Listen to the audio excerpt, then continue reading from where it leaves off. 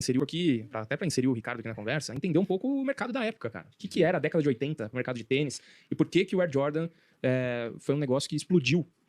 Cara, o mercado de tênis na década de 80 era muito diferente do que é hoje por várias situações, assim. A primeira é que hoje o tênis é quase que um elemento da cultura pop, né? O tênis não é mais uma... Calçado, né? Nem só calçado. O tênis é mais um equipamento, só. Certo. Porque na época o tênis era equipamento. A Nike foi atrás do Michael Jordan e acho que um dos grandes argumentos que fizeram a Nike ganhar aquele leilãozinho que rolou foi oferecer pro Jordan um tênis com a assinatura dele. Mas um tênis que, acima de tudo, era um equipamento.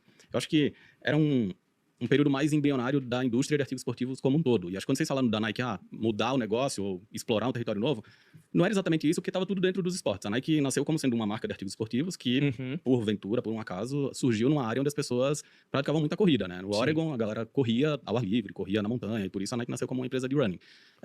Ela queria explorar outros territórios do mesmo ecossistema que era o esporte. Era muito arriscado, porque o basquete era uma coisa que tinha começado um pouco com o Magic Johnson, com o Larry Bird, mas era uma coisa muito recente ali na década de 80. Não era uma coisa que tava pulsando nos Estados Unidos do jeito que foi depois na época do Jordan, né? No final de 80 e 90, né? O Jordan mudou tudo, mas basquete já existia como esporte lá, sei lá. A Converse lançou o primeiro tênis de basquete em 1917. Sim. E aí foi um grande fracasso essa história. Eu não sei nem como os caras jogavam basquete com aqueles tênis lá, cara. Absurdo. Mas era basicamente isso, assim. Os primeiros tênis eram sola de borracha e a parte superior cabedal de lona, que não dava suporte nenhum, os caras machucavam o tornozelo toda hora.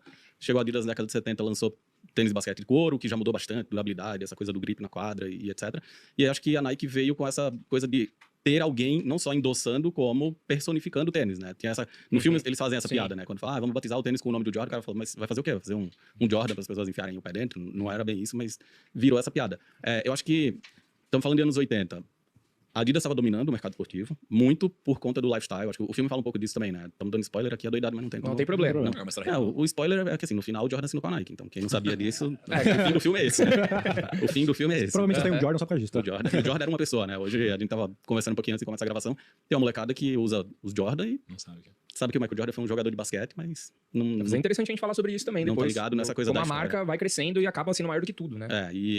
E aí acho que tem esse domínio da Adidas. O Jordan deixa muito claro isso, que ele queria assinar com a Adidas, não pelos tênis de basquete que a Adidas fazia, mas pelo conjunto de agasalho esportivo, né? Porque era o estilo da molecada usar aquele full pack, assim, tudo combinando as listrinhas. A calça com a jaqueta. Então a Adidas era muito forte até no mundo, sei lá, no mundo pop da época, na rua. A Adidas era muito forte na rua e essa é uma história legal, assim. Bom, vocês são os mestres do negócio e eu tô aqui pelo lado mais cultural, que é o que eu gosto, foi o que me fez gostar de tênis, essas coisas da história por trás dos produtos. E aí tinha um porquê da Adidas ficar tão popular graças aos abrigos, né? Porque a molecada das periferias dos Estados Unidos, sim, a figura aspiracional deles era o traficante da quebrada. E os caras se vestiam com os abrigos esportivos. Então tem lá a ascensão do Run DMC, que é um trio de hip hop que começa a fazer show com essas roupas esportivas, meio que indo contra o jeito como as pessoas que faziam sucesso na época se vestiam. Então a gente tá falando no final dos anos 70, disco music, os caras vestiam terno, sapato invernizado, e os caras queriam fazer show do jeito que eles usavam roupa na rua. Então isso fez a Adidas explodir nos Estados Unidos, um território onde eles sempre patinaram muito, né? A Adidas é uma marca europeia que sempre foi muito bem na Europa, mas nos Estados Unidos sempre deu aquela derrapada.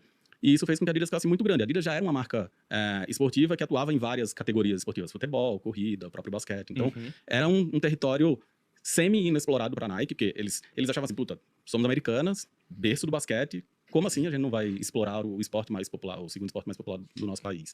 E aí tinha a Converse, que era quem estava nadando de braçada nessa história, porque foi a primeira a lançar um tênis de basquete, patrocinava vários dos astros da NBA da época, então a briga era muito diferente do que é hoje, onde a Nike domina o mercado e todo mundo corre atrás dela. Mudou totalmente. Agora, no mercado assim, Lucão, onde tem várias empresas e marcas competindo agressivamente e já bem estabelecidas, eu achei muito legal, sem dar o spoiler completo, que no filme eles mostram uma lista de 10 princípios da Nike. Putz, os Eles falam assim, princípios, olha, né, cara? neste mercado, a Adidas é assim, a Converse é assim, tem outras marcas aqui, mas a Nike é assim. E tem o seu jeitão. E não são coisas água com açúcar. Não são coisinhas óbvias também. São assim, esse é o nosso jeitão, esse é o nosso estilo, essa é a nossa estratégia. É assim que nesse contexto cultural, nesse ambiente competitivo, nós vamos jogar dessa forma. Muito legal, né? Então tem espaço para vários darem certo, mesmo sendo diferentes, né? Isso Com certeza. legal. Cara, mas você viu como que é um mercado, não só de tênis, mas acho que todo mercado que a marca fica meio confortável. Porque assim, você pensa que a Converse ela domina o mercado, você falou desde 1917, que desde 1917 uma marca meio que domina o segmento e talvez tenha ficado confortável. Não inovou, não fez. Lembra, em 2000, Motorola dominava o Brasil, Nokia. E tipo assim, as marcas vão ficando confortáveis, não vão se inovando, não vão se adequando. É igual a lógica do vô, do pai, do filho, do neto, né? Como que é? Como que é? O pai forte, filho fraco, não tem negócio esse? Tem. Tipo, Tem, pai, né? sei lá, pai pobre, sei lá, filho rico, neto pobre, não tem um negócio desse? Tem, Verdade, tem, mas eu não sei a ordem Porque correta. assim, ó, mas é a mesma lógica das empresas muitas vezes também. Porque você se acomoda de um jeito que você deixa de fazer o que te trouxe até aqui. E aí é natural que alguém faça, pague um preço maior que o seu e te coloque, né, no chinelo. Eu acho que foi um pouco do que aconteceu, pelo que eu vi no filme ali, Sim. né? Que aconteceu com a Converse, cara. Pô, a reunião que teve com a Converse foi. Não faz nenhum sentido, né? Parece que já entraram, já ganharam a reunião já. Sim. Não faz sentido. Assim, a gente tem os Não maiores, valorizaram. a gente tem os maiores. Seu filho vai estar atrelado ao nome dos maiores. Tipo assim, deu valor. Ou talvez eles acharam que aquele argumento seria o suficiente pra convencer Sim. um cara que tinha 18 anos. A gente tem que considerar isso também, né? Mas O Sonny Vaccaro fez uma aposta. Fez uma Ele aposta. acreditava numa coisa. Sim. Ele acreditava que o Jordan era diferente dos outros, mas o Jordan era só um moleque de 18 anos saindo da faculdade. Ele podia ter dado muito errado. Ele podia não ter Sim. sido o Michael Jordan, ele podia ter sido o Maikinho Jordaniano. O Mike, né? Quando É, ele começou, o o Mike, só o Mike. Não, né? agora a gente olha, a gente acha que. Parece Nossa, que foi é tudo muito óbvio, né? Cara, mas E se até fosse a pras outras Converse, né? marcas. É a Converse. Você tem o Larry Bird e o Magic Johnson. 2 dos maiores jogadores de basquete da época. Sim. Você tá querendo contratar um novato. Qual o principal argumento? É dizer, mano, vem pra cá pro time, que você vai ficar do lado dos Você vai ficar melhores. do lado dos Sim. caras. Só que aquilo era pouco pra ambição, principalmente da família dele, Sim. da mãe, principalmente, que sabia e acreditava no potencial do filho que eles tinham em casa. Então, falar, Cara, a puta, mãe, tá do lado do... É real aquilo lá, cara. É real. Da Óbvio que o mãe, filme a mãe, inteiro, tipo assim, cara, a mãe era uma visionária, cara. é Ela óbvio é uma que o mulher filme de inteiro negócios. tem uma camada foda. hollywoodiana Sim. pra deixar Sim. as reuniões, certamente não foram daquele jeito. Não foi... Pô, o Sonny Vaccaro... Não foi assim, cara. Imagino que não tenha Poxa, sido eu tava daquele no- jeito, mas deve ter sido... O contexto deve ter sido muito próximo. Eu acho que a mesma coisa acontece com a mãe do Jordan, né? Não sei se ela... Eu tenho certeza que ela foi a figura mais importante da história inteira lá, porque reza a lenda que o pai queria muito que fosse a Nike, por conta dessa coisa do patriotismo até, de uma empresa americana e tal.